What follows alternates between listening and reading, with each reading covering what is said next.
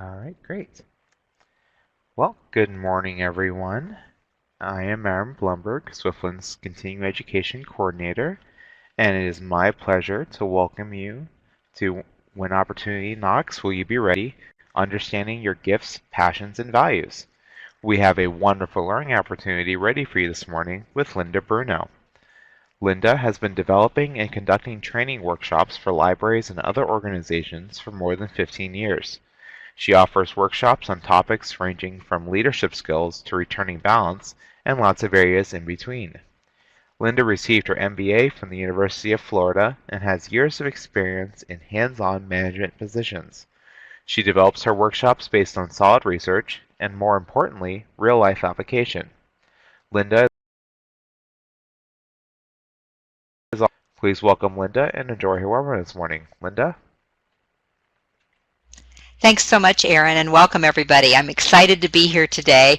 As I was developing this series for Swiftland, this particular piece is something that I've not really developed before, and I got really excited about this piece because I thought back to the times that I have managed and hired people and interviewed people, and one of the things that made a difference from an interviewer's standpoint was whether they were excited about the job or not. Now, I was normally hiring for customer service, and most people don't get really excited about talking to angry customers, but you could tell whether they really wanted to work with people or whether they really just wanted a paycheck.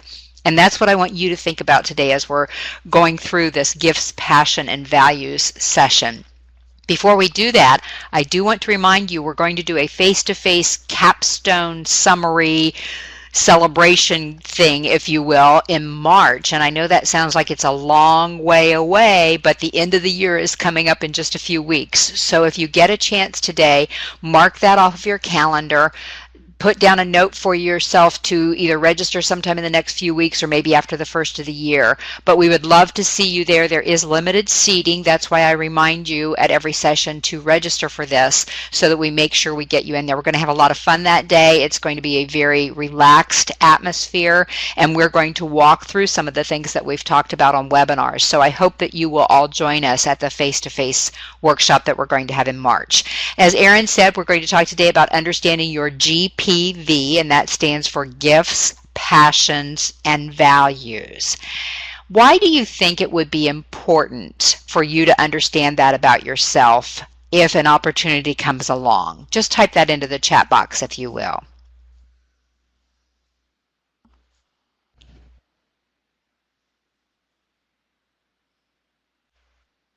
Why would it be important to understand what your gifts and your passions and your values are? After all, you need a job, right? Or you need a new opportunity.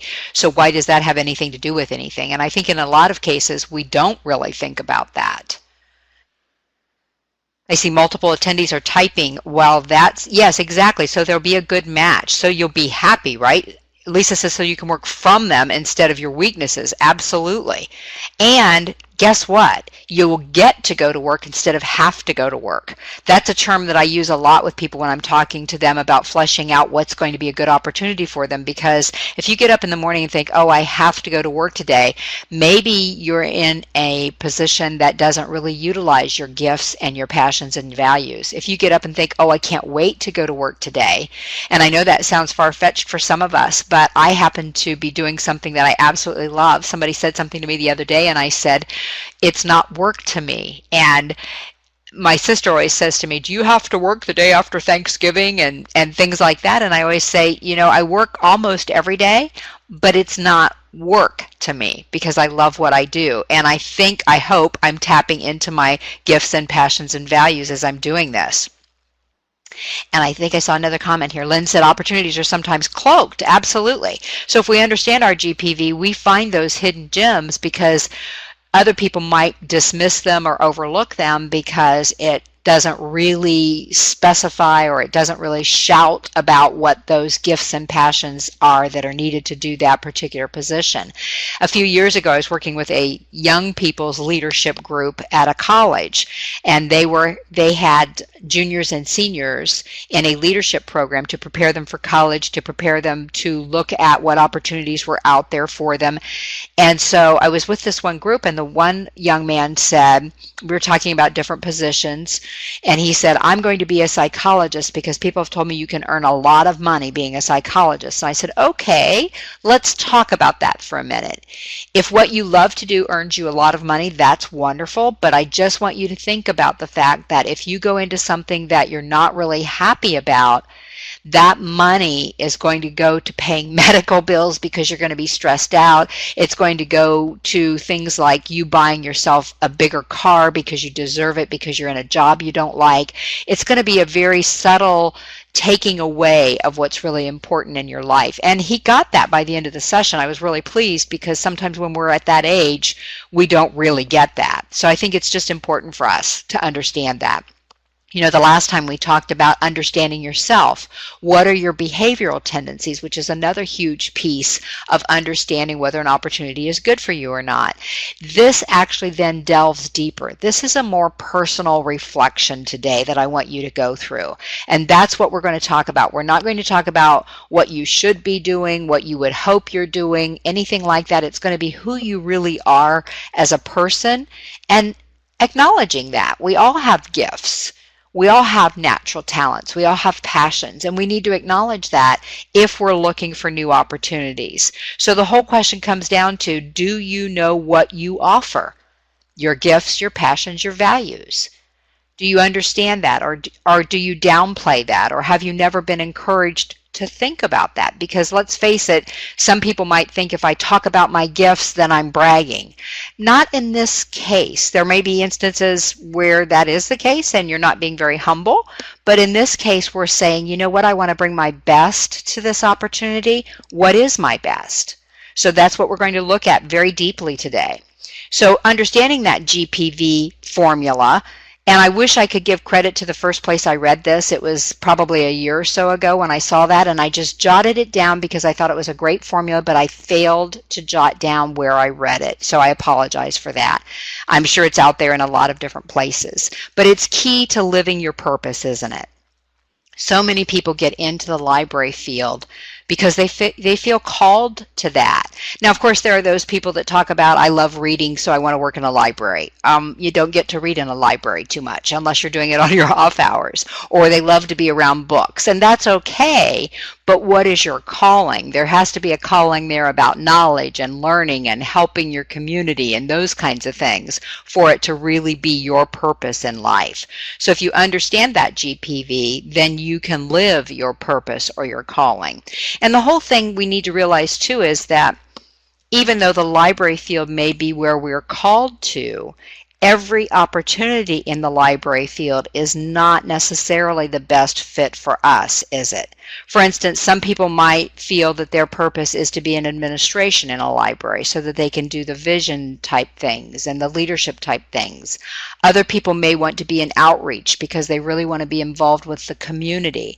Some of you may want to be in children's sections. Some of you love being in the academic world. So just because it's, quote, a library doesn't mean it necessarily fits your purpose or your calling. So of course the G stands for gifts, and that's what we're going to look at first. And what that means is, what are my strengths? Now, I don't mean I can do this if I need to. I mean, what do I really excel at? What really gets my juices flowing? What am I really excited about? In other words, what are my natural talents? That's what I want you to think about on page 1 of your handouts, and you got those with your link to sign on today. So if you can download those if you haven't already, or print them out, that's what we're going to be looking at, because there are dozens of words there that I want you to think through. I'm going to give you about 4 minutes to do that, and on a webinar that makes it a little bit challenging from my perspective, so I will pop in every minute or so just to remind you that we're working on that list. but I do want you to think it through. Now, as an example, if you look on that list, the list starts with public speaking on page 1. There is a slot there for networking, person to person. Linda Bruno can network. I can do that, and I can do it fairly well. It is not my natural gift because I'm somewhat introverted. I'm somewhat of a loner. I'm somewhat working on my own most of the time, so it's not a natural gift for me, and I did not check that box, even though I'm perfectly capable of doing it. So do you see the difference there? You probably, most of you are probably capable of doing most of what's on here, but that doesn't mean it's a natural gift for you. So that's what I want you to think about. What really resonates with you? What really seems like that would be a place I could really thrive, or that would be an atmosphere in which I could thrive, or that would be an environment that I would really enjoy. So here's your 4-minute beginning, and I will check back in with you in 1 minute as you check the boxes of what you really naturally gravitate toward. What are your natural talents? Go.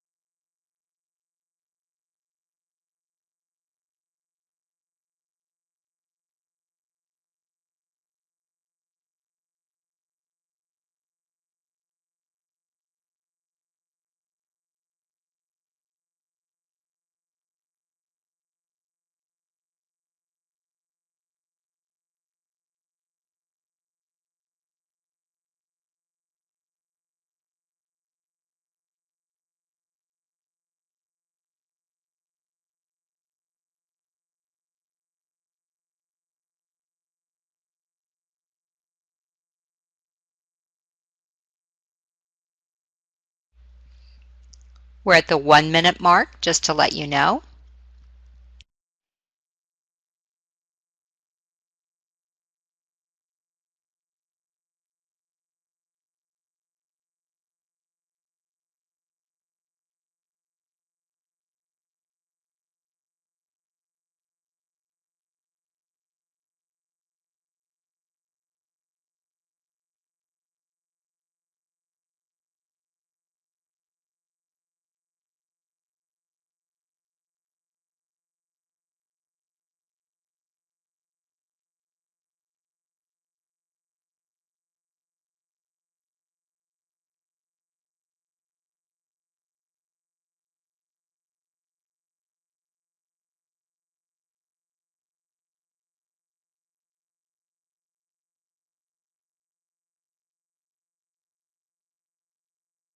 And we're at the 2-minute mark.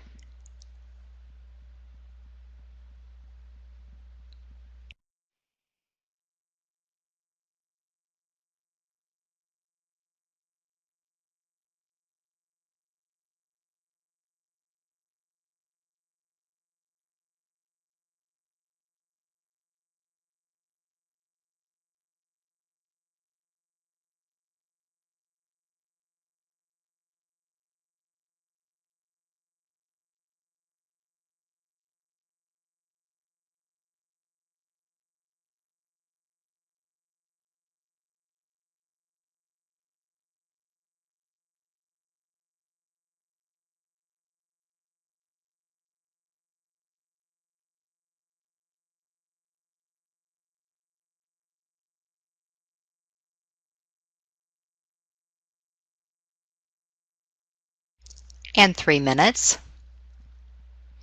As we're moving into that last minute, if there's anything that's not on the list, and there are probably hundreds of other attributes that could be put on this list, please just jot yourself a note there. There's some empty space at the bottom of the page. What other gifts do you have that Linda Bruno didn't think to put on this list? I would love to know about those. So write them at the bottom of page 1 as we move into that 4th minute.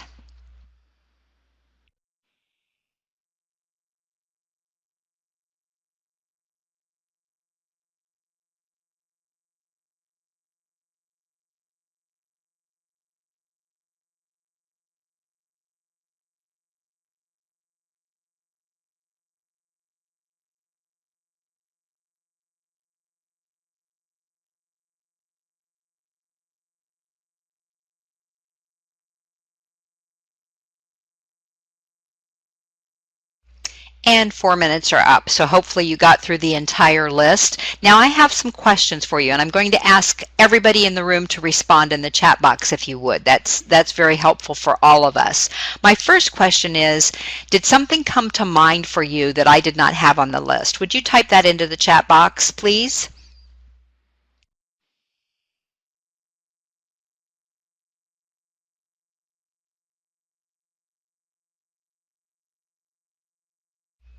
I see some no's popping up, which is good, I think. And then, of course, if I could have given you more time and just let you ponder and kind of do a stream of consciousness thing, you might have come up with other things. So 4 minutes is a little short. Janine, very good discernment.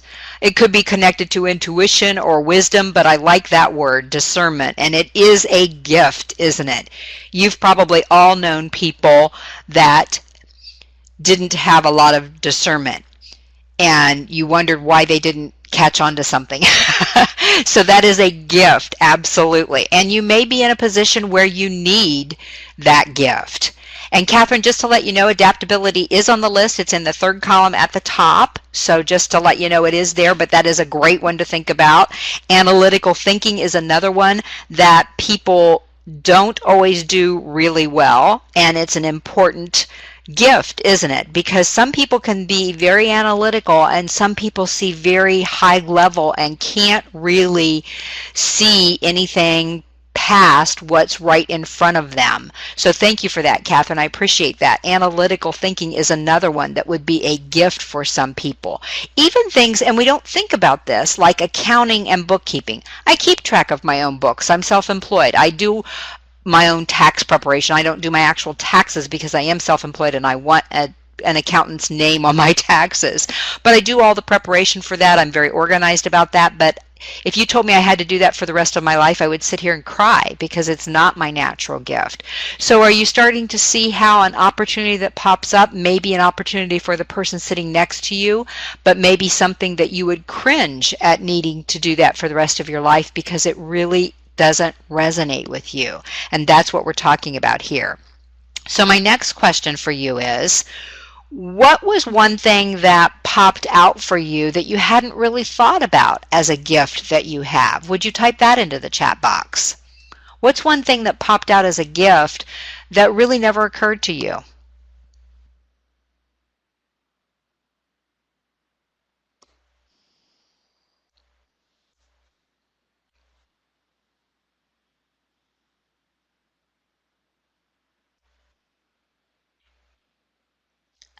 Oh, I like those answers. I see analyzing the past, and that's important too, Lynn, isn't it? It's not a matter of living in the past. It's a matter of being able to see the past and see what needs to change or what even needs to stay the same, which I think we've kind of overlooked in recent years. We're so focused, and one of the comments is future thinking and futuristic. We're so focused on forward thinking that we forget that sometimes what was done in the past does work. As Nadia said, she's good at the future thinking. So Nadia and Lynn would make a great team in an organization because one person looks at the past and says, okay, this is what worked for us before and this is what didn't work. And then Nadia says, okay, let's look forward and see what might work in the future. And I want to pop back up here and make sure I'm not missing anybody's comments because these are great comments. Janine said she was surprised by the ability to focus. But Janine, if you've ever worked with somebody who's kind of just, I'm going to say flighty, I don't mean that in a negative way, but just goes from one thing to another very quickly. I have clients like that and I love working with them, but sometimes I'm tired at the end of the day because they go from one thing to another and back to the other thing, and I have trouble kind of catching up with that. But that client maybe doesn't have that ability to focus that might be necessary for something else that's coming along. Empathy is a huge one for people that have that gift. I can have empathy and I really work on having empathy, but I know people that it is so natural for them it comes out of their pores. And there are certain opportunities that may come along in the library world where that would be such a, not only using your gift, but it would be a gift to that library for you to be there and be able to be empathetic. So that's another one that we think that should be a natural gift for everybody, but it simply isn't. Awareness and encouraging, Susan said. And both of those are so important when you're working with patrons, when you're working with coworkers, sometimes even when you're working with a supervisor who's under a lot of stress, to have that sense of awareness about what's going on and to be encouraging to that person. But guess what? There are other people who are being mean to the supervisor or the coworker or the patron, or being very abrupt, or being very brash, all of those kinds of things. They don't have that gift. And Joanne says writing. That's one of the things that I put down. I don't get to do a lot of that anymore, but I think my first story that I ever wrote got accepted for Chicken Soup for the Soul, and that sort of lit a flame for me. Now I had to kind of take a break from that, so I don't get to use that a lot right now, but it's still one of the things that I think I have a bit of a gift for it. Not huge. I don't think I'll have the next great American novel. Who knows? But at least I think I have a gift for it, and it feeds me. And sometimes when it feeds you, that shows that it's a gift, doesn't it? Lynn says if we analyze the past, we can sometimes avoid reinventing the wheel. Exactly. Or avoid creating a new wheel that isn't necessary, right, Lynn? Because I was talking to somebody the other day, and I said, don't forget that sometimes the next best thing is not the next best thing for our library. We look at best practices a lot in the library world, and that's wonderful to be able to look and share those resources and what's working for somebody else and how can we adapt that.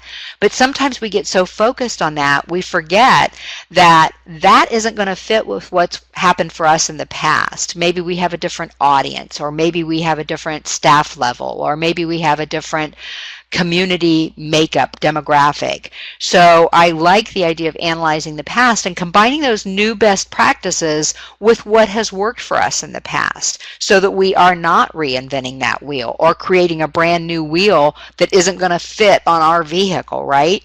And that happens sometimes. I look at the past in my own work, and I know where my natural love is, if you will. I love people skills. I love those soft skills kinds of things. I had a client ask me once to teach a class on Outlook. And I said, I don't really use it because I'm self-employed. I'm the only one in my office. And she said, I know, but you're good at this stuff. I've got all the materials on it. You just need to go to, and it was Lockheed Martin she wanted me to go to, which is a pretty big client. And I said, I don't think I would represent you well because I don't love that kind of stuff. So I would be there and I could do it. I know I could, but it's not a gift for me. And she smiled at me and she said, I figured that's what you were going to say. So apparently my gifts were showing or not showing. So yes, we need to understand our gifts for sure. The other thing that I want you to think about and type into the chat box right now is, what was the one thing, we talked about what surprised you, but what was the one thing that as soon as you saw it, you checked it because that really resonated with you? We talked about the things that surprised you, which may not have been something that immediately hit you that yes, yes, yes, I need to be involved with that kind of thing, or I need to be able to use that gift. Communication skills, Lynn said. That's something that really resonated. Music and art, Jan said. That we may not even think about it till we look at it. Problem solving really resonated with, let's see, who said that? I need to go back here. Janet said problem solving. For some of us, we're thinking, oh, I don't really want to solve problems, but she really gets into problem solving and loves to tear that apart and see what's happening. So I think all of those things are very important to us. Janine said honesty. Absolutely. That's one of the things that I hope it's a gift for me, and I hope it comes across to people because people need to know if that's part of you. It's one of the reasons I left my corporate job. It wasn't they weren't embezzling, they weren't committing fraud, but they didn't have any trouble stretching the truth or leaving out things with customers, and that just didn't really rest well with me. So I would need to work in an environment where honesty was part of the gift that they wanted me to bring. Susan said creativity. She knew instantly that that was a gift that really resonated. Joanne said data entry. Now look at the difference there, creativity and data entry, two kind of opposite things. I bet Susan's capable doing data entry, and I bet Joanne's capable of being creative, but it's not that natural gift. So when that opportunity comes along, I want you to have these handouts ready and kind of look at it through this lens and say, okay, I checked these 19 categories, and maybe that's how many you had. That's great. Maybe you only had 2. That's fine. But when you see that opportunity posted on a listserv, or somebody forwards you information about a job posting, when you take out this handout and you say, you know what, it hits these areas that I can do, but it doesn't excite me. It doesn't feel like where my natural gift is. And guess what? If that's not where your natural gift is, you're not going to be the best person for the job for them either, are you? Possibly. You may do perfectly fine, and you may end up with that job, and it may work out for you for the rest of your natural days. But in the big scheme of things, if we can tie into and plug into our gifts, we have a lot better chance of success. The people that hired us are going to look better because they hired someone that really thrives in that environment or doing that particular skill or whatever it might be. And so it's a win-win if we can look at it from that. Now, I'm pretty realistic, and I do take jobs that I'm not quite as excited about. I understand we need to do that. Because if I did my own thing, it would be things like this that I did all day long. But people need help in other areas too.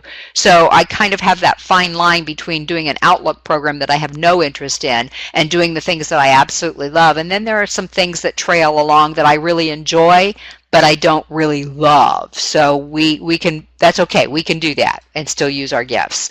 So at the top of page 2, some other questions to ask yourself. And I want you to answer these questions right now on this page. When you're thinking about your gifts, ask yourself, what am I doing when I lose all track of time? Take a moment to just jot yourself a note. Mine is writing. I can lose track of all time when I'm writing. An hour can go by and I won't even know it went by. So what am I doing when I lose all track of time? And then type that into the chat box. What makes you lose all track of time? That's part of your gift too.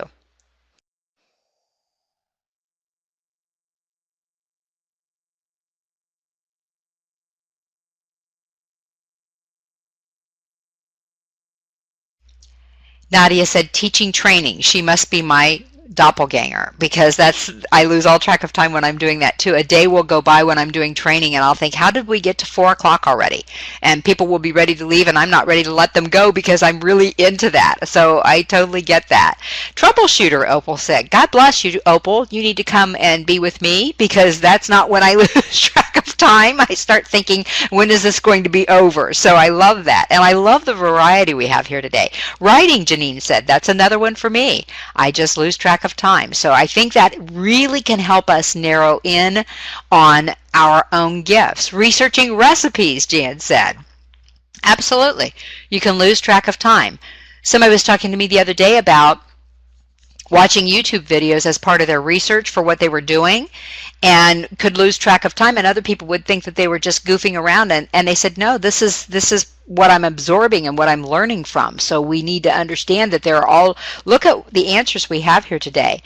Jan's is researching recipes, Catherine's is just research, and I can lose track of time there, but not necessarily a gift for me. It's important to my job, so I lose track of time because we can go down so many paths when we start doing research. And Pat said working on databases.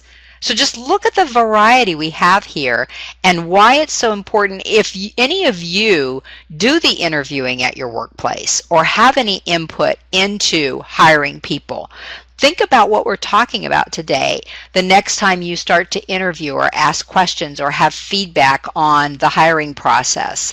That if you're looking at it from this standpoint, if you had 12 people standing outside waiting to apply for a job, just because it's in your library, you could have 12 different sets of gifts, couldn't you?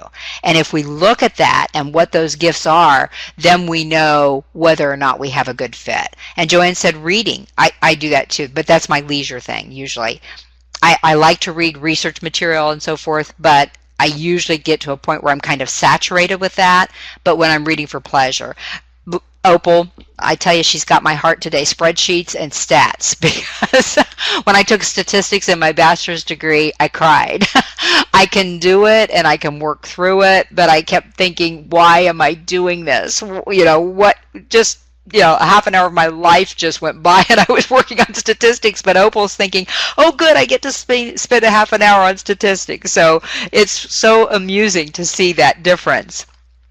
Here's another question for you. What do I love to do so much so that I look forward to every opportunity to do it? It might be different than what you just typed in. So what else? Every opportunity to do it.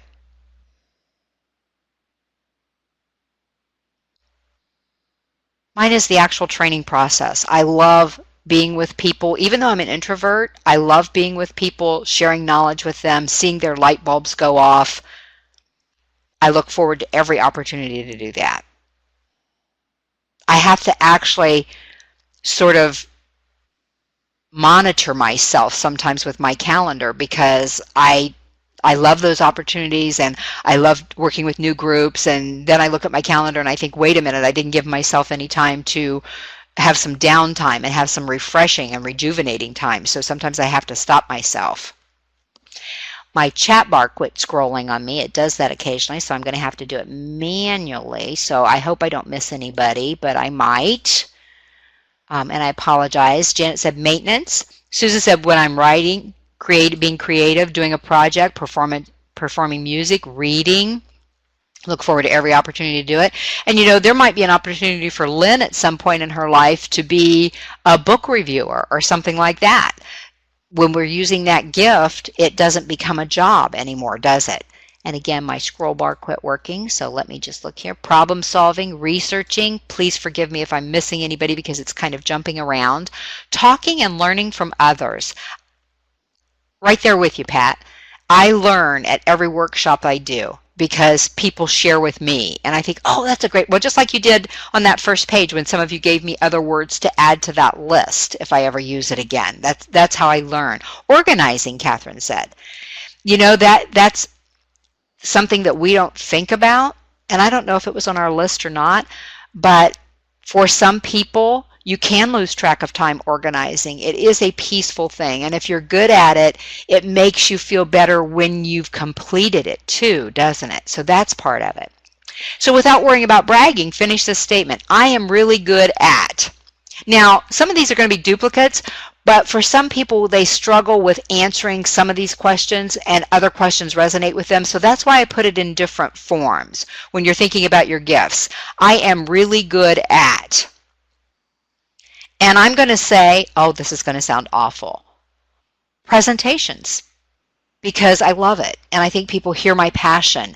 So I think I'm really good at that without bragging. Have I failed? I don't think I've ever failed completely, but have I not done as good a job as I had hoped? Absolutely. But that doesn't mean it's not a gift, I hope, sometimes. Another thing to think about. What do others say are my strengths? What do they ask for help with? What area are you the go-to person in your current job? That can help you with your natural gifts. Lynn says engaging with teens, and I'm not sure which question we're answering because, again, my chat bar is kind of funky today. Engaging with teens and young adults to the age of 25, and some people can't relate to them at all, can they, Lynn? Opal said teaching people something they want to learn, not have to learn. Opal, that's a great point because even in my training I have that. I told somebody the other day, they said, how did you get into the library world? And I said, it's just a natural fit for me. And although I've never actually worked in a library, I've been working with libraries for over 15 years. And they said, do you do corporate training too? And I said, only if somebody refers me and asks me, because here's the difference. A lot of times in the corporate world, people are told they have to go to training. And in the library world, almost always people want to go to training. And it's such a difference, isn't it? I was in an environment a while back where people were told to come to library training. And the environment was tense. The atmosphere was tense. Comments on the evaluations about the culture of that organization were tense. And so I could tell that that was a foundational thing for them, that people felt intimidated and all those kinds of things. And it wasn't a pleasant experience for me. So even though I felt I was able to use my gifts, I really didn't crave going back to that organization again because they had to learn and they didn't really care to be there. Data entry is another one. Being quiet and listening. Training, Jan says. Connecting people to opportunities and information. Organization and talking to others. So you're really good at these things. I love seeing that. Technology. Communication. I need to take Opal on the road with me because I always have technology issues. Communication and reader advisory. Problem-solving software issues. Wow. I need all of you to sit in my office with me. Streamlining workflows. All those kinds of things. You need to know what you're really good at, don't you? That's what people ask for help with. It's funny because back in the old days when printers were not as high-tech as they are now, they were not as problem-free as they mostly are now, there would be certain people in the workspace that you went to fix the printer, fix the copier, fix this, even if it wasn't their job. There are certain people in our group today that people come to fix problems on their computer, even though they may not even be in IT. They just seem to have a natural bent to that. Another question to ask yourself is, what work or volunteer projects have excited me in the past? Because sometimes we don't always find the exact perfect opportunity through our work. So what volunteer projects would help us use our gifts so that work still is fulfilling for us? So think about that. Just jot down a volunteer project that has excited you in the past. It doesn't even necessarily have to be library connected. And the reason I'm saying this to you is there are times in our lives sometimes where we can't have the job. We have a job. And there's a difference, isn't there?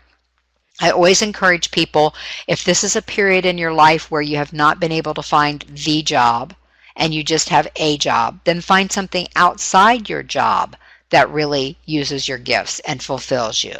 So think about your volunteer positions. What has really given you a lot of pleasure in the past? And I see lots of you are typing again.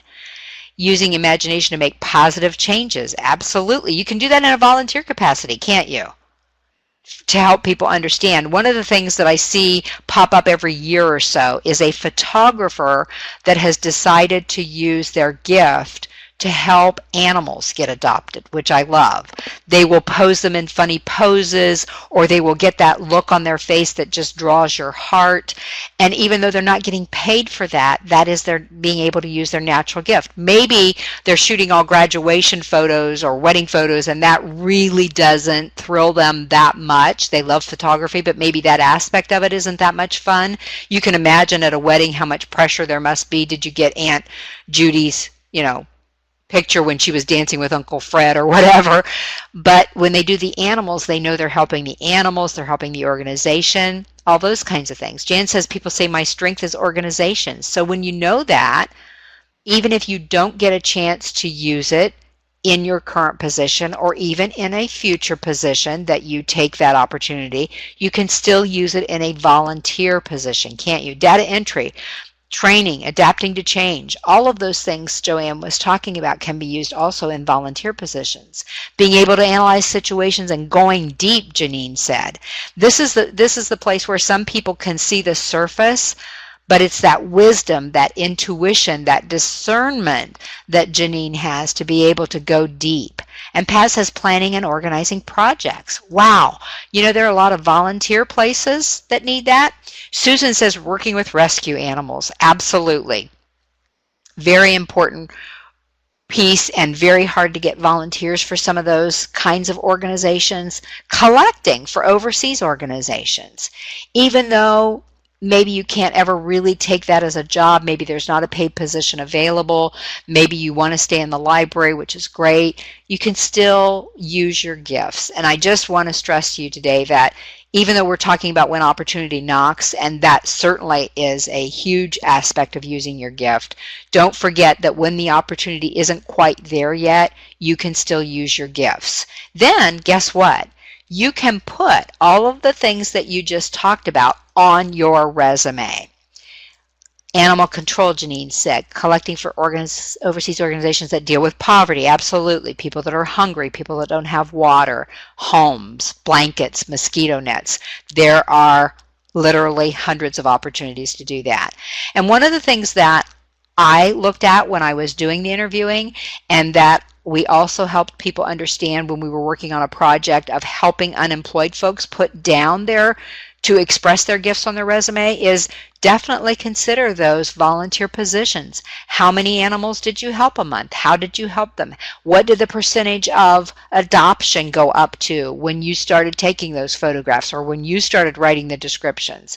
If you're into that kind of thing at all, you know that some places just write male, cat, neutered, doesn't like other cats, or something like that, instead of purrs like a helicopter or something descriptive that would really get that animal adopted. So do you see the difference in using gifts or just doing what you need to do?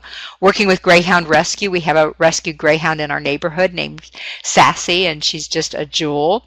Fundraising for animals, you can tell I'm an animal lover, you'll find that out. Friends of foster children, absolutely. I get that, Janine. Plural, good for you. Hurricane shelter worker, wow. Opal says, I'm the treasurer for my daughter's high school band, and not everybody can do that. Nurturing babies born with addictions. What a heart you must have, Lynn, to be able to do that, because that's got to be a tough one. It has to just tear your heart out all the time.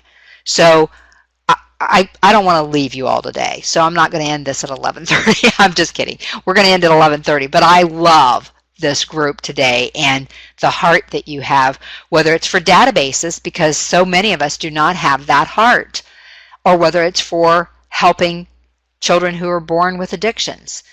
We need all of that, don't we?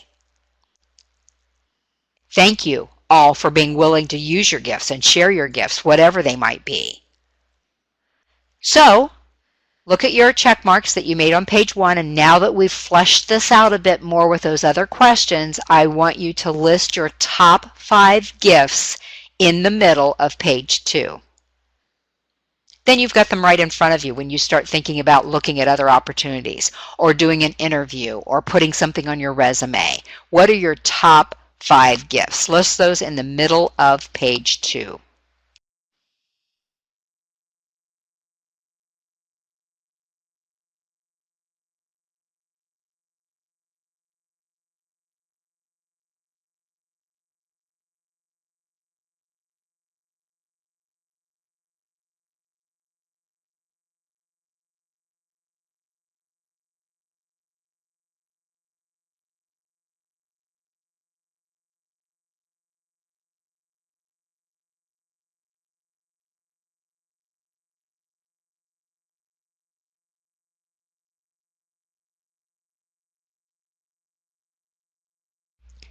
As I mentioned, some of you may have 5. You may only have 3. That's fine if you think those are your really targeted gifts. You may have 19, but I want you to list up to your top 5. So if you have 2 or 3, that's perfectly okay. If you have 19, then you've got to narrow it down to 5.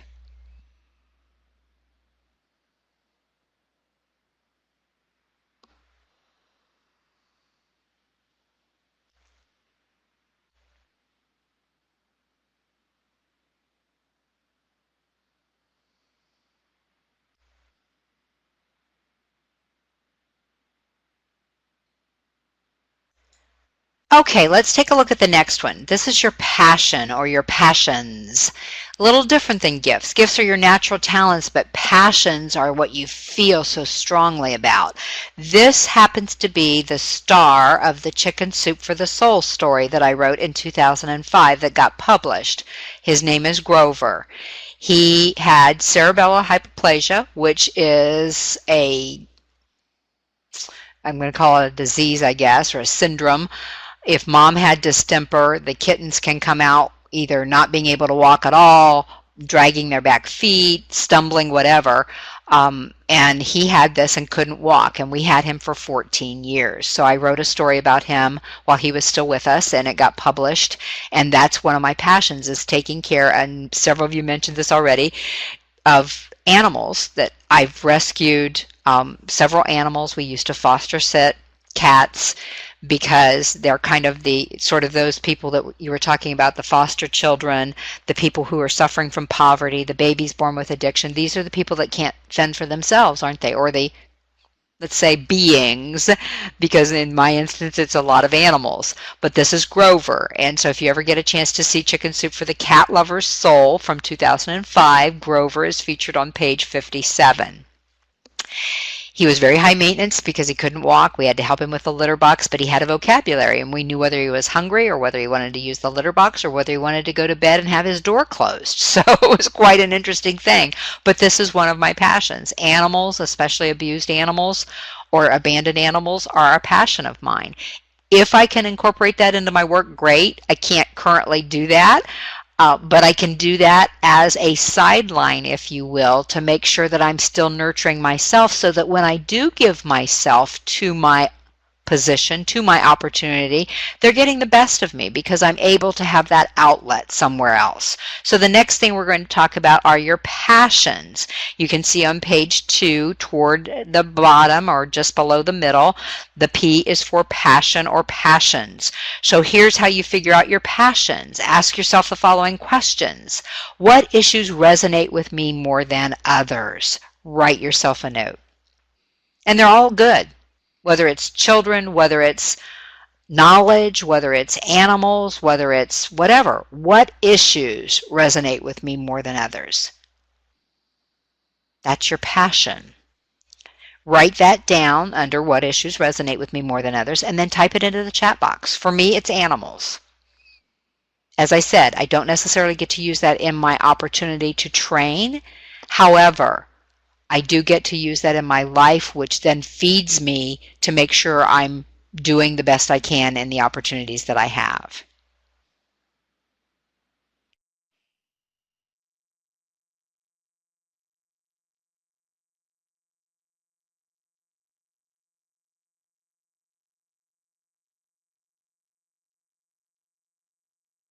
Being inclusive and paying attention to diversity, Opal said.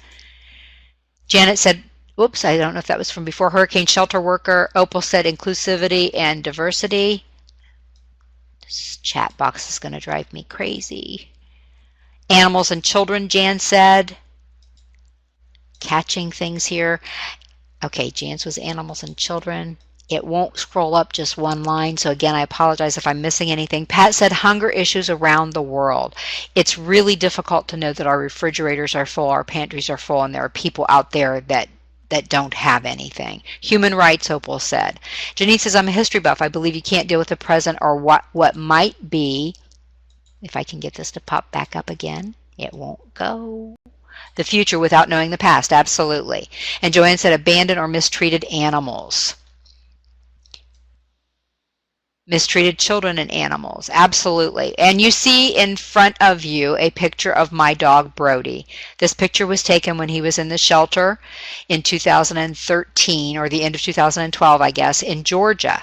And somebody in Florida saw him. She liked black and white dogs. She called a friend of hers in Georgia and said, get him out of the shelter. He was within 24 hours of being put down. He had been abused for 3 years. He is the best dog in the world, bar none. He went to 5 different foster homes in 6 months, no fault of his own. People left their locations. They moved places they couldn't have animals, et cetera, et cetera. But this is my passion. He does look like he's in jail, and I think he felt like he was in jail. I have other pictures of him where he's curled up in the corner facing the wall, and they said he had totally shut down, and he still really struggles. This morning when we walked him, people were coming up behind him. He will not move until they pass. So I think whoever beat him from behind, and this is when my heart goes out and says, I'm going to hug him. Yes, exactly, and that's what I do every day, Janet. I kiss him between the eyes. You're exactly right, and I tell him how lucky we are to have him and all those kinds of things. Thank you, Susan. He is adorable, and he has just been, and I can't even imagine people mistreating animals, children, anybody. It's harder for me to understand that than it is when adults get into arguments and conflicts and so forth because they're adults, but I don't understand the children and the animals piece. So that's part of what understanding that passion is for you. What do you care deeply about? What matters to you? What does my lifestyle say about my passions? If I could, and if I won the lottery, which is tough because I don't play it, but if I won the lottery, I would buy a bunch of acreage and have a sanctuary for animals that have been abandoned or abused. And I don't care if they're pigs or donkeys or dogs or cats or ferrets or whatever they are. I'd find a way to try to take care of all of them, because it just seems like it's such a statement about our society that people would do that on purpose. So that's, you need to understand that about yourself. You need to bring that to your job, don't you? I hope that you're passionate about your library job. I'm passionate about training. I do love learning and knowledge, but what really resonates with me are animal issues. If there were no obstacles, money, location, etc., what would you spend your time on? That's a way to develop your passion. I talked to somebody the other day and they said, we're trying to get a therapy dog program in our library because we know how much that would help the kids, not the therapy dog, the reading dogs. And somebody has blocked that because of possible litigation, possible risk. And I understand all of that, but I think we've gotten so focused on some of that that we do take the passion out of our environments and we take the humanness out of our environments. So the more we can tap into that with whatever opportunity we're being presented with, the more we bring to the table, right? If I can incorporate my passion into working at the library, if we have a reading dog, then I'm going to be bringing more of myself to this opportunity along with my gifts. So that's one of the reasons I want you to understand what your passions are. Pat said a place for families that need to be safe and have enough to eat. It doesn't have to be fancy, does it, Pat? It doesn't have to have all the bells and whistles. They just need to be safe and have enough to eat. And not everybody does. I have people in my family. They have a safe place to live, but I have a family member who is disabled, who struggles. That's one of my passions, is making sure that person, I feel an obligation to make sure I help that person as much as I can. So those are the kinds of things that we want to bring to our position. And when you're thinking about an opportunity knocking on your door, you may possibly have to interview for that opportunity, right? The reason I'm digging so deep today, and I'm really making you think about this, and maybe some of you think I can't brag about that. I want to be humble. That's great. But when you're in an interview, that's the place to let them know what you're passionate about. That's the place to tell the story in a very brief synopsis. If I were interviewing for a job at an animal shelter, a no-kill shelter or something like that, this is the place I would tell the story about Brody. This is the place I would tell the story about Grover the cat, because they wanted to put him down. The vet wanted to put him down because he couldn't walk. You know what? He was with us for 14 years. He did just fine. So those are the stories that you tell to people when you're trying to take advantage of a new opportunity. Is it an opportunity with children? Those are the kind of stories you tell. I've worked with this organization. I have a passion for XYZ. That's where you bring out the passion that you're bringing. Janet said travel and helping others, and Joanne said helping family, friends, and animals.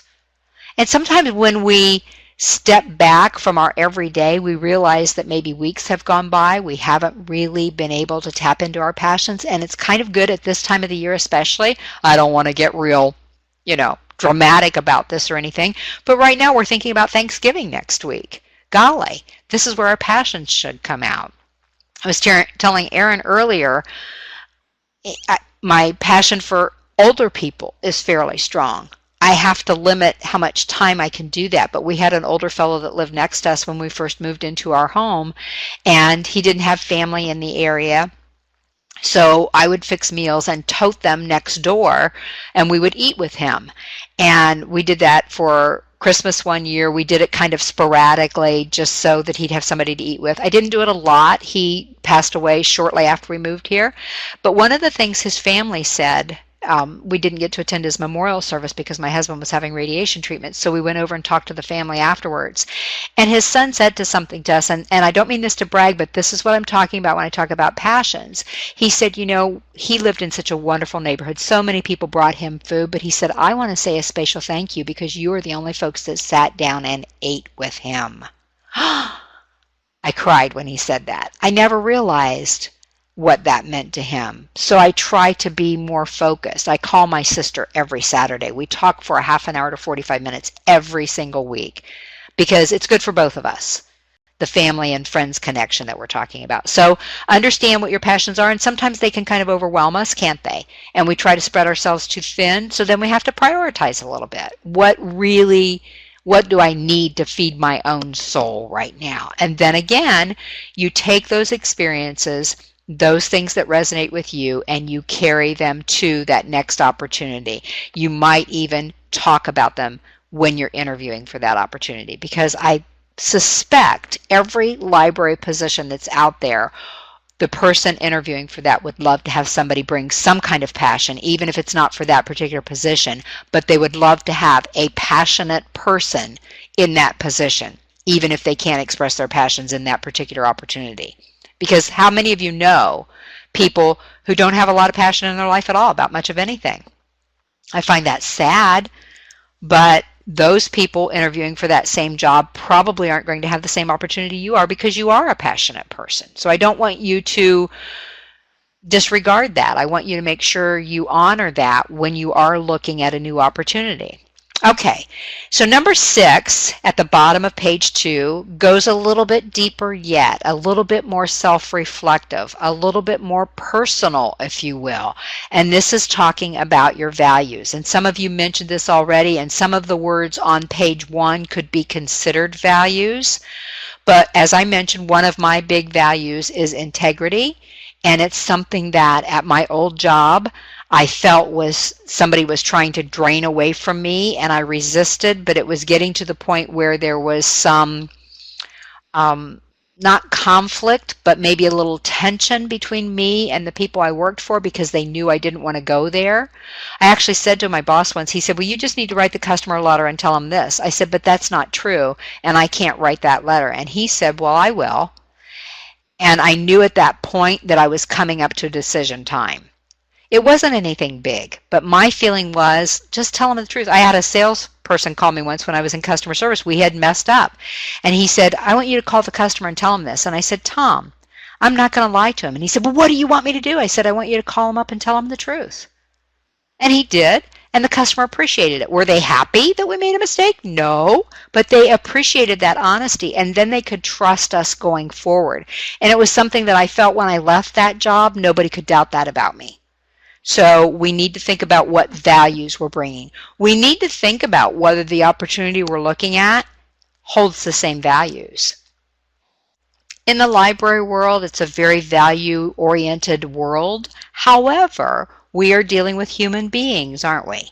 When we're dealing with people, whether it's in a library or a bank, we all know, we've heard the stories of banks where people didn't have values. We've heard this medical professionals that don't have values and overbill and all those kinds of things. I need to know that I'm dealing with people that have values. They don't have to be they don't have to think politically like I do, or we don't have to think about religion. We don't have to think about those kinds of things, but I need to know that our values resonate with each other. I used to work with a project manager whose values were very similar to mine. And even when we disagreed about something, even when she made me do something that not that disagree with my values, but maybe that I really didn't want to do, or I wanted to do it a different way or my way or whatever, because I knew our values were the same. She had integrity. She had honesty. I trusted her. I'd do what she asked. She was the project manager. So when you're going into an opportunity, your values are very important of what you're bringing. And again, it might come up in an interview setting, but also be very aware of the values that are in the organization that you are looking at this opportunity for.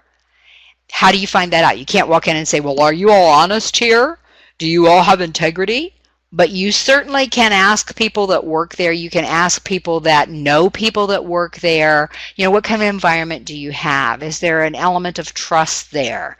Because if there isn't, no matter what your gifts are, no matter what your passions are you going to be on edge every day? Is this the right opportunity for you? If you understand your own value system, then you'll know whether that's a good opportunity for you.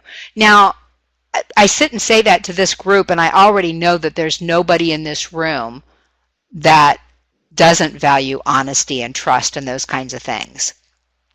But there are people out there that don't, and we need to understand that. But maybe one of your values is right there in front of you on this screen. Maybe it's growth. For me, one of my values is personal growth. And when I worked in my corporate job, I went to the president of the company and I said, okay, I feel like I've kind of gotten this department under control. What else can I do? And he said, nothing. And he was like that all the time. He was very intimidating, very humiliating. He liked to humiliate people. And it was another red flag for me that he did not want to let me develop and grow personally. So if that's important to you, are you getting into an opportunity where that's where you're going to stay? Or is it an area where the person above you wants to see you grow, wants to see you develop? Zig Ziglar said once, which I used to use kind of for my motto for what I do, he said, the only thing worse than training someone and having them leave is not training them and having them stay. So to me, if I go into an opportunity where people don't believe in training and investing in growth and so forth, I don't want to be in that environment. That's not what my values are. So I want you to be thinking about your values. Think about it as at the bottom of page 2. Values nourish us. They represent who we are at our core. I don't walk up and down the street. I don't go into my training saying, I'm honest, I have integrity, I love personal growth. I don't talk about those kinds of things, but they represent who we are, don't they? And people recognize that. I like this saying that Roy Disney said, it's not hard to make decisions once you know what your values are. And isn't that true about an opportunity that comes along for you? If you know what your values are and this doesn't resonate with those values, even if the pay is better, the company that I worked for called me back after 3 months and said, we want to talk to you about a higher level position. And I went for the interview just because I wanted to see what they had to say. And the pay went up 50%, which was huge. The title went up to second in command. I could have my choice of office space. My name was already in gold on the outside door of the executive suite. Doesn't that sound just happy, happy, happy? But I knew that the values had not changed, and it wasn't hard to make that decision. I said, I'll call you tomorrow morning, and I already knew what I was going to say. I will tell you that after I called, I cried because I really wanted that income. I really wanted that paycheck. But I told my husband, I said, I would have to sell my soul. And what I was saying to him was, they don't have the same values I have.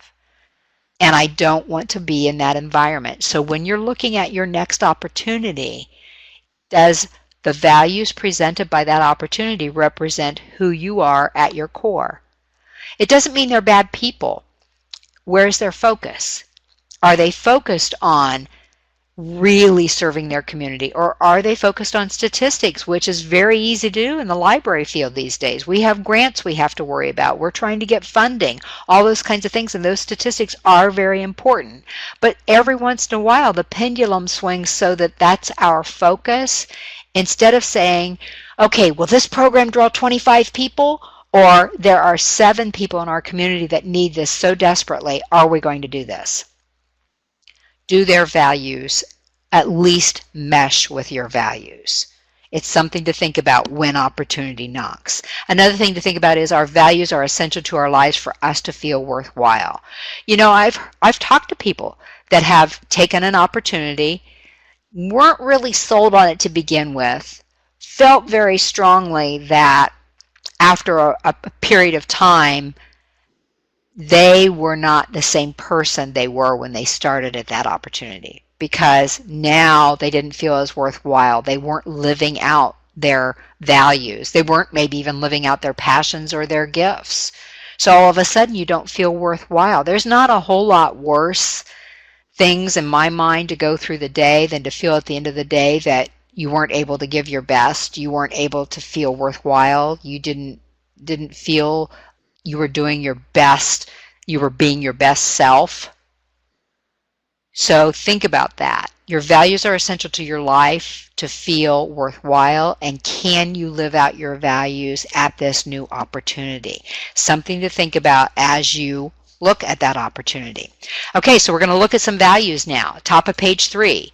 Values include our foundational beliefs. I love this saying. Our beliefs become our thoughts. Think about that. What I believe becomes what I start thinking about. Our thoughts become our words. As I think, I let those thoughts out of my mouth. Our words become our habits. Because I start doing this over and over, I've convinced myself of this. Our habits become our values. That's why when some people, they call it the slippery slope, when they tell a little fib in their job to make things look better or whatever, it's sort of like the person that embezzles. They start out with maybe $100 because they need to pay the mortgage. But then I'm going to use a female for example. I don't know if we have any fellows here today. I don't have the list in front of me, but I know we have Aaron. Hi, Aaron. But I'm going to use females for an example, and I've heard this happen over and over again. They pay the mortgage, but then they see something they really want. Maybe it's a handbag, maybe it's a new pair of shoes, maybe it's a really pretty sweater, whatever it might be. But I don't quite have the money for that, or I charge it on my credit card. Now I can't pay my credit card, and all of a sudden they embezzle another couple $100, and pretty soon, over a course of years, it's thousands of dollars because their words in their mind became their habits. I deserve this is what you often hear when people do things like that. It's that slippery slope. Well, I was going to put it back, but then I thought, you know what, I deserve this. You know what, my boss makes more money than I do, and I do all the work. And all of a sudden, those words inside their mind create those habits, and those habits change their values. Because I don't think they got up when they were 30 thinking, you know, when I'm 40, I'm going to embezzle some money. They maybe had good values, but somewhere we get on that slippery slope and we let our values seep away. And I don't want you to do that in a new opportunity, because your values become your destiny. It's who you are on your deathbed when you're thinking, oh my gosh, I didn't live a life of integrity. I didn't try to help other people. I didn't encourage people. I wasn't the uplifting person. I don't want that. Now, do I live that every day? Probably not. I have bad days. I probably don't live my foundational beliefs every day, but I know they're there, and I know I don't want anybody else to be able to drain them off because of opportunities that come along, and I think, oh, I need to grab that opportunity because it's a paycheck. And when you're self-employed, that thought does come into your mind, that you need to grab every job that comes along because you're self-employed, and what if something else doesn't come along to replace it? But I've gotten to the point where I just trust that something will come along, or I can cut my expenses enough that I don't really cause detriment to my household by refusing something that doesn't fit my values. So I just want you to think about, Aaron said he's guilty. He embezzled money. Okay, we're not going to talk about that. We know better than that. That doesn't happen. Okay, so from the list at the top of page 3, some more words, and there may be others. Please feel free to write them down because I'm sure there are hundreds. But I want you to circle the values and beliefs that you hold dear. Dearest, maybe I should say. I don't want you to just put a big circle around all of them. Pick just a few that are so important to you that if you found a new opportunity that paid you double, that gave you a big title, that provided you a pension for the rest of your life, health benefits that people can't even imagine, would it be worth giving up that value for that opportunity? So take a moment to do that.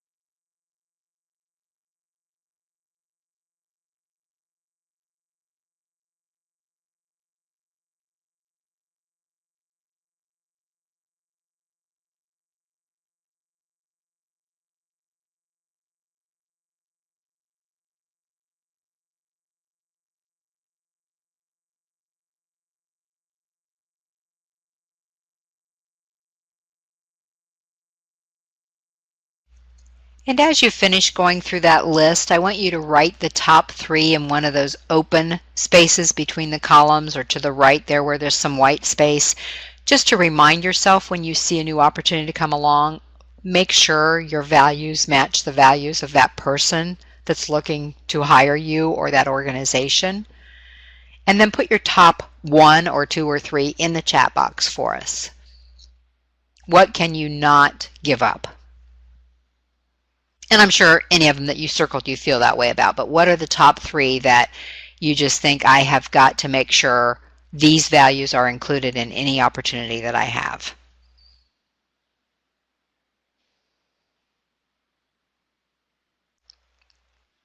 honesty, caring, cooperation. Yeah. Kind of a deep topic, isn't it? But I love it because it gives us a chance to take this hour and a half today together away from the world and think about that. Nadia said self-respect, and Amy said support. Jan said integrity, learning, stability. When I look at these, I think of my family. My dad served on Iwo Jima in World War II when he was 17 years old.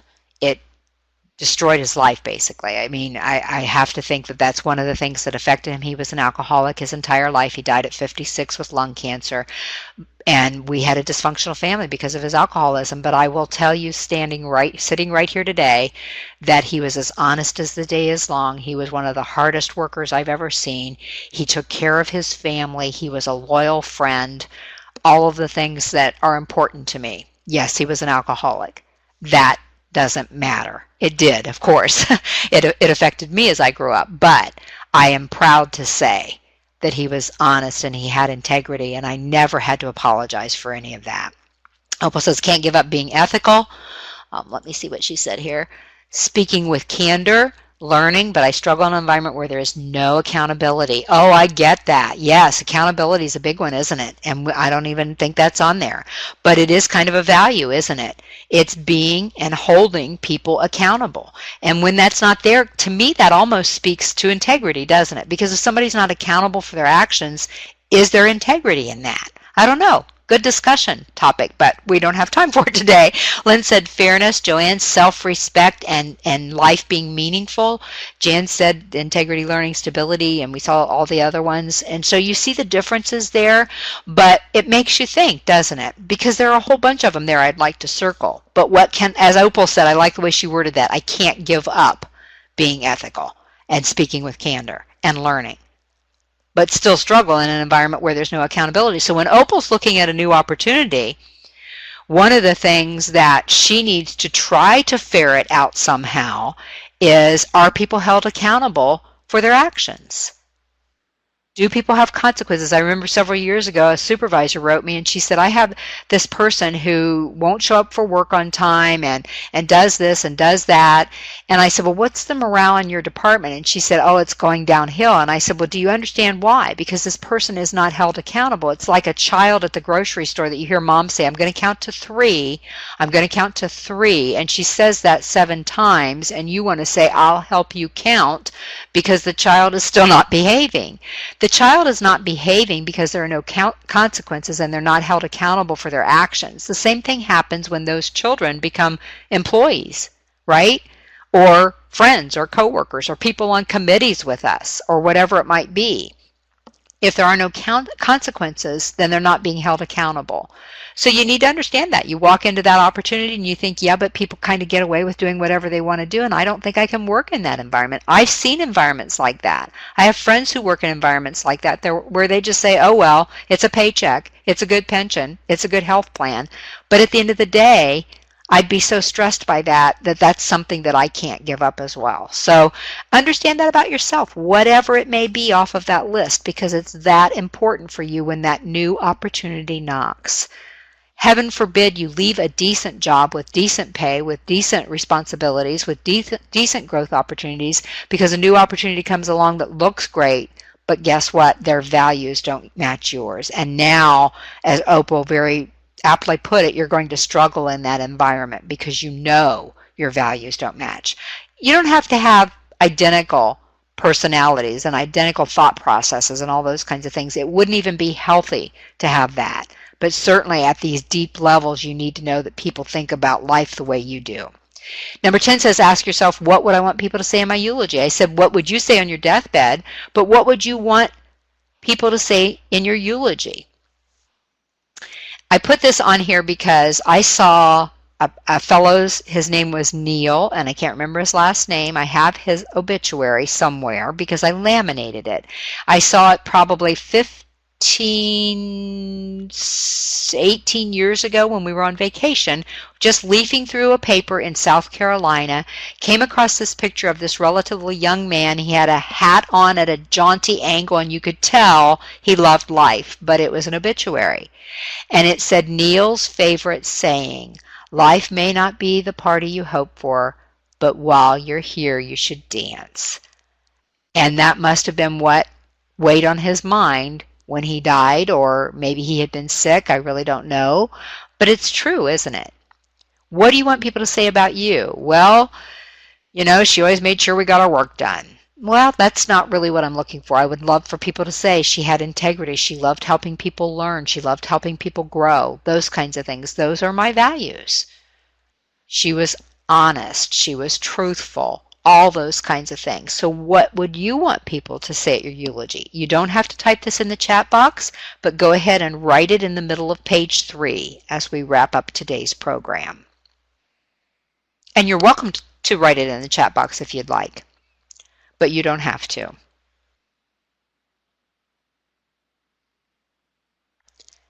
I have a little plate on a little plate holder that my pet sitter gave me a while back. Some of you know that my husband has had very challenging health issues for about 10 years. I'm very fortunate to love what I do because that keeps my heart full. But she gave me this little plate. I remodeled my office a few months ago. It's beautiful. I love being in my office now. And she gave me a little plate that matches my colors, and it said, life isn't about waiting for the storm to pass. It's about learning how to dance in the rain. And it's kind of similar to what we have there on the screen. How can you use your next opportunity to dance in the rain? Because there will be times that it's not all sunshine, right? Susan said compassion, integrity, humor. Absolutely. Janine said she was a woman of deep faith and love, and it influenced every aspect of her life. Oh my goodness, I'm going to start crying. Okay, probably shouldn't have even asked that question. But isn't that something that makes you think? Because as Janine was typing that, I suspect that maybe somewhere in the back of her mind she was thinking, am I living this every day? She probably is, or she wouldn't have even typed that. I mean, that's so important to her. But there are days that go by where things happen, the rain happens, the nasty coworker happens, the patron that you just dread seeing come in the door happens, your supervisor is bothering you. I knew you were, Janine. And there are those days that go by where you think, gosh, did I have a chance to live the way I want to live? And is my current opportunity giving me the opportunity to do that most of the time? Life happens, and there are going to be days where you think, oh, I can't believe this. I don't seem to fit here today. But if it's most of the time that it's giving you an opportunity to use your GPV, gifts, passions, and values, then you've got a pretty good opportunity going there, don't you? Or if it's a new opportunity that's allowing you to do that. And one of the things that I think I mentioned at the last session is sometimes the best opportunity is the one you have right now. Don't forget that. The grass is not always greener.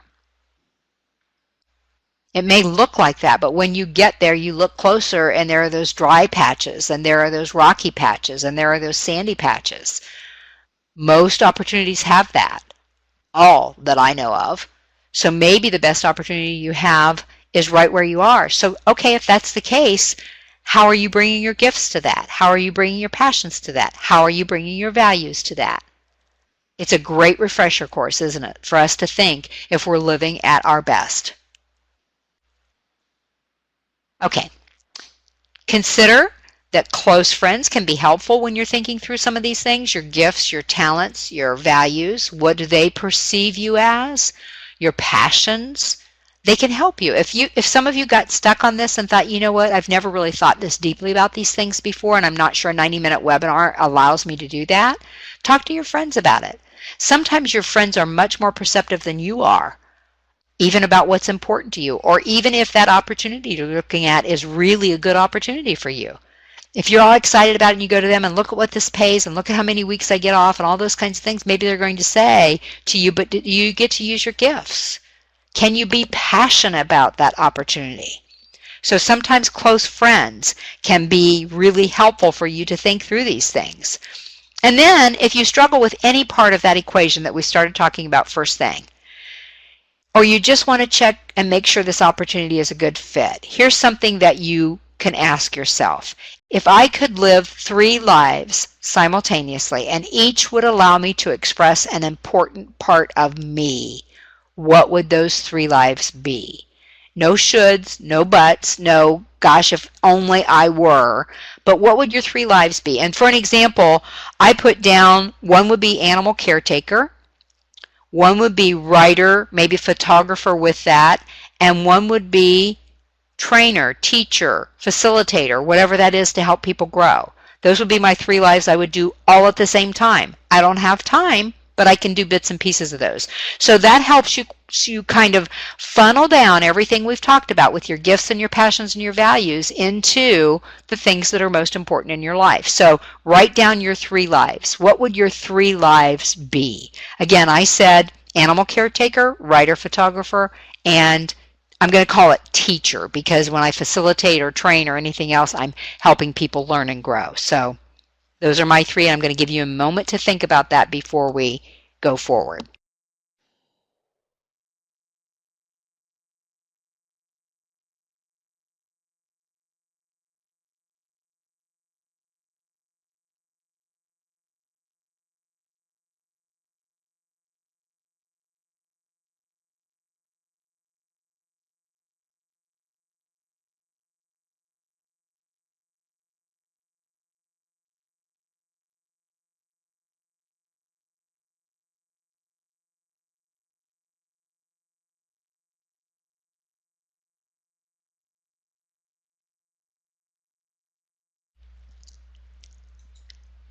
If when you're thinking through this reflective process, and some of you may want to think even a little more deeply about it as we leave the webinar today, if you feel negative or sort of ambivalent or whatever about any of your answers, trust your instincts. If that's the way you feel, there's a real good chance that's not part of your gift, not part of your passion, not part of your values. It's something that somewhere along the line somebody told you should be true, but isn't necessarily.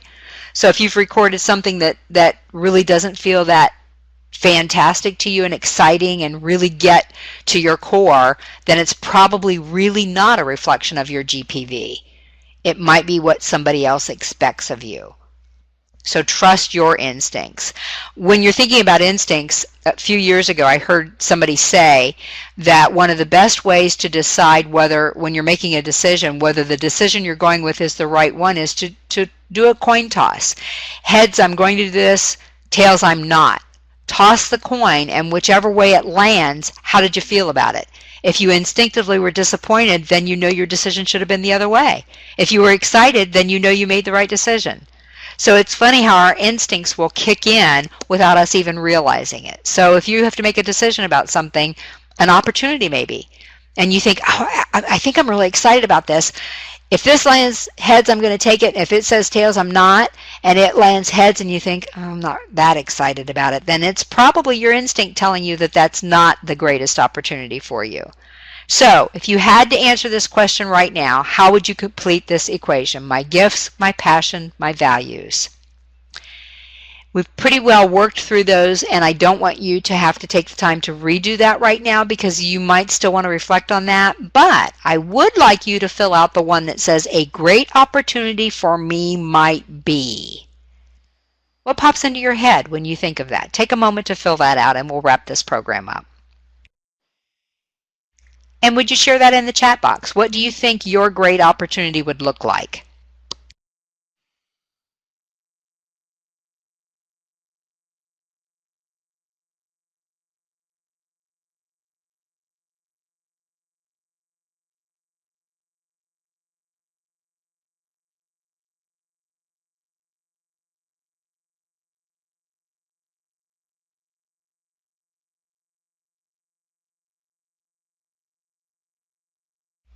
Susan's would be working for an animal or environmental nonprofit. It's good to know that, isn't it? It may not be the right time, and that's perfectly okay. May not even be in the right location, and that's perfectly okay, but knowing that that's probably somewhere in your future gives you a reason to get up in the morning, doesn't it?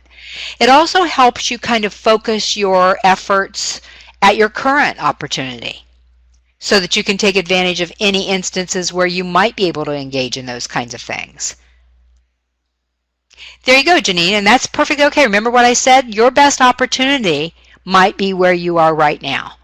That's great. I love that you said that. A great opportunity might be for me to stay right where I am. That's the way I feel. I cannot imagine anybody offering me a job that would give me more fulfillment than what I'm doing right now. I can imagine them offering me more pay and better benefits because my boss doesn't give me any, which is me. But I cannot imagine anything that would be more fulfilling for me. But it still helps me to look at my gifts and passions and values sometimes and make sure what I am doing in my current opportunity does relate to those.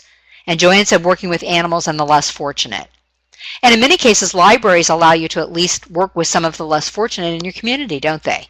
Lynn says returning to education at the college level. There you go. I hear some real reflection going on. Janet's going to travel the world helping people.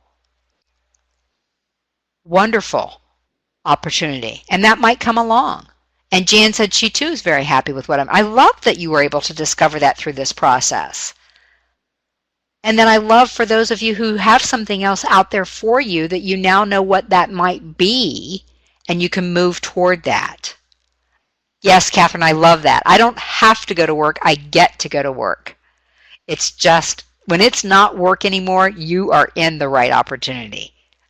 So that's a great way to look at it. Last thing on that page says, what can you take away from today's session that will help you recognize an opportunity when it knocks, or to recognize an opportunity that will resonate with you? So what are you taking away from today's session that's going to help you? For some of you, it's just that I now realize that I'm in the best place I could be.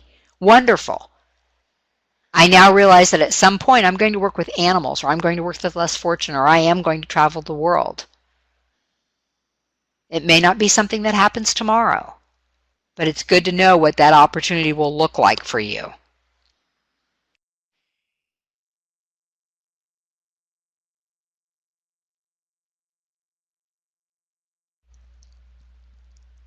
I see a couple of you are typing, so I don't want to talk over the top of that as we wind down today. I wanted to give Aaron, I know he needs a couple of minutes to announce things coming up and so forth, so I want to make sure I allow him some time.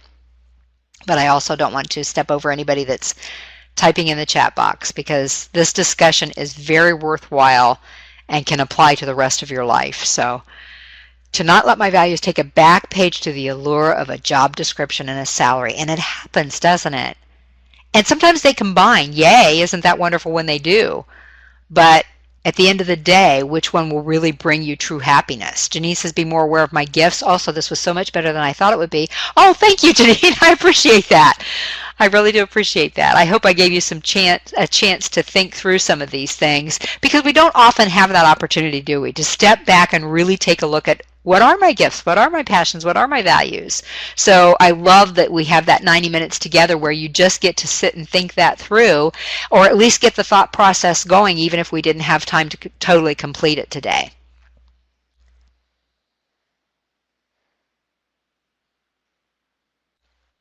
I see Catherine is still typing, so I'm going to go on to another slide. Nothing popped up, so I'm going to go on to the last slide so that Eric can do his little spiel for you. I just want to say thank you, because in this kind of a, I'm going to call it a little bit touchy-feely, if you will, in this kind of a webinar especially, because I can't see you, I can't see how you're feeling, I can't see if you're nodding your head. I really appreciate your being willing to share, because it helps other people feel more comfortable doing that. It helps others be a little more self-reflective and ponder a little more deeply about what gifts and passions and values they not only want to bring to their next opportunity, but they want to make sure that opportunity meshes with their gifts and passions and values. So thank you so much, everybody, for being here.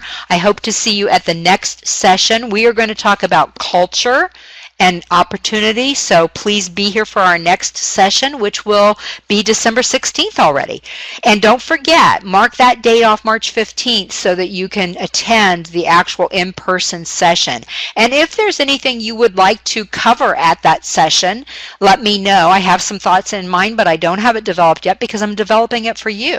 So drop me an email, let me know what you want to see, and I look forward to seeing you not only in December, but at the future sessions and then at our capstone in March. Thanks, everybody. Have a great day. And Aaron, I'm turning it over to you.